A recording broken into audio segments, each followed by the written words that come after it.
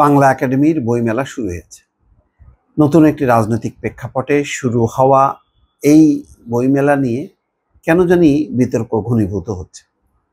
যেমন একটা পোস্টার দেখলাম, বেশ সোশ্যাল মিডিয়াতে ভাইরাল। সেটা হচ্ছে একটা ডাস্টবিন, শেখ হাসিনার ছবি সম্বলিত গ্রাফিতি। সেখানে কোনো কাগজ বা বিন বা ময়লা ফেলছেন শফিকুল আলম, যিনি প্রধান উপদেষ্টার প্রেস সেক্রেটারি। প্রধান উপদেষ্টার প্রেস সেক্রেটারি এরকম একটা বিনে কেন কাগজ বা ময়লা ফেলতে যাবেন, বা বিনটা কেন শেখ হাসিনার ছবি দিয়ে মোড়ানো থাকবে? এটা কি বাংলা একাডেমির বইমেলা? ওটা কি আকর্ষণের জায়গা, বা দৃষ্টিটা কি ওইদিকে নেয়া কেন?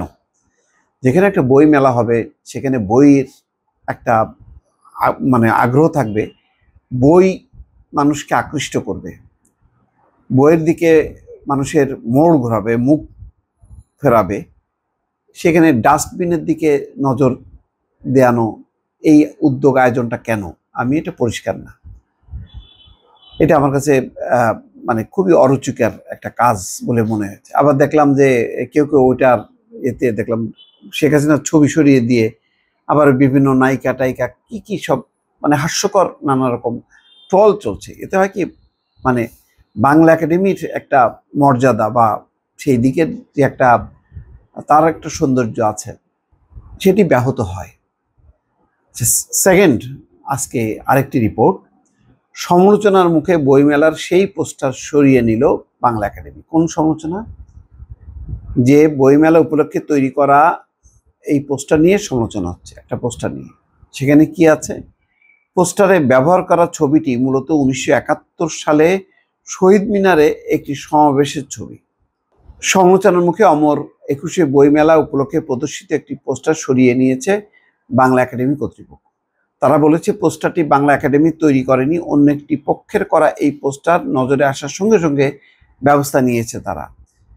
52 চেতনা, 24-এর প্রেরণা স্লোগান লেখা বইমেলা উপলক্ষে তৈরি করা এই পোস্টার টিএসসি থেকে দোয়েল চত্বর পর্যন্ত কয়েকটা জায়গায় লাগানো হয়েছে।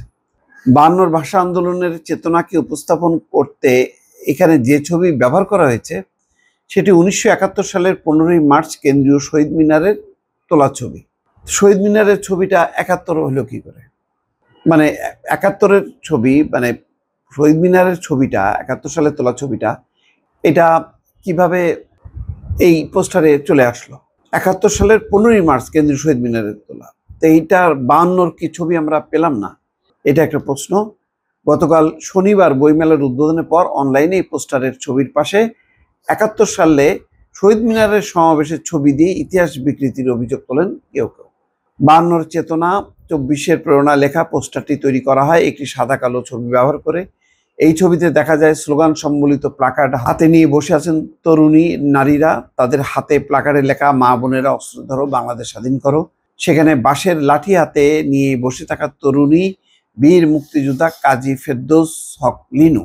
বইমেলার এই পোস্টার নিয়ে গতকাল শনিবার রাতেই ফেসবুকে একটি পোস্ট দেন কাজী ফেরদৌস হক লিনু। তাতে তিনি বলেন, সংস্কৃতি মন্ত্রণালয়ের এই ছবি ব্যবহারের তীব্র প্রতিবাদ জানাচ্ছি। 1971-এর ছবি 52-র ছবি বলে উল্লেখ করেছে। 71-এর ছবিটা 52 ছবি হিসেবে উল্লেখ করেছে। ধিক্কার জানাই। ছবিতে লাঠি হাতে আমি। 15ই মার্চ 1971-এর ছবি। তাদের ইতিহাস সম্পর্কে ন্যূনতম ধারণা নেই। 52-তে স্বাধীনতার স্লোগান ছিল না, রাষ্ট্রভাষা মাতৃভাষা বাংলার স্লোগান ছিল। যাই হোক, এটা খুব দুঃখজনক। এগুলির ব্যাপারে মানে নতুন রাজনৈতিক প্রেক্ষাপটে একটা বইমেলা শুরু হলো। সেই বইমেলার শুরুতে নানা রকম ইস্যু নিয়ে এটার একটা মানে মনে হচ্ছে যেন দিকটা হারিয়ে যাচ্ছে, বা বাংলা বইমেলাকে ঘিরে যে সনাতন একটা তার যে ধারাবাহিকতা ইতিহাস, সেই ইতিহাসটা যেন উল্টোভাবে পরিচালিত হচ্ছে। দর্শক ভালো থাকবেন, আল্লাহ হাফেজ।